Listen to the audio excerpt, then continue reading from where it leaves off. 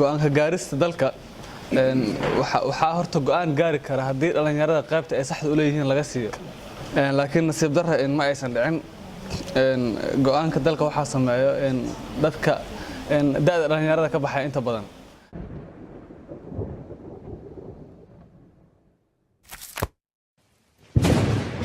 horta nidaam dhalinyarada uga qayb qaataan siyaasadda iyo dhinaca nabadeynta ma jiro oo hadda degan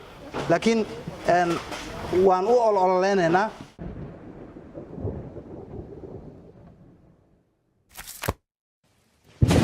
dib u eegis dastuurka la sameynayo dhalinyarada laga qaybgeliyo xuquuqda dhalinyarada dastuurka lagu qeexo dhalinyaradana in loo sameeyo macnaha qoondo ay ayaga laftigooda ka soo qaybgeli karaan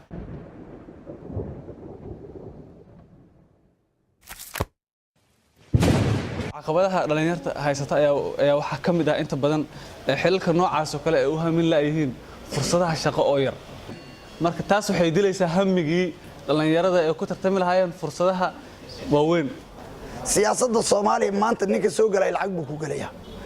cilada dhalinyarada haysato ugu badan waa dhaqaale xumo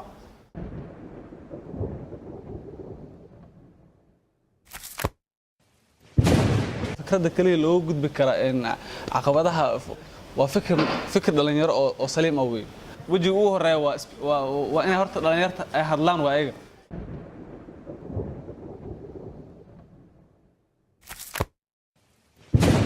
waxaan ognahay dhalinyaradu inay door lixaad ka ciyaaraan nabadeynta maanta waxa Soomaaliya ay la degi laadahay waa dhibaatooyin ay sameynayaan dhalinyaro haddii dhalinyarada maanta fursad siyaasadeed iyo hoggaan oo furfuran la siiyo in nabad ay dhalan karto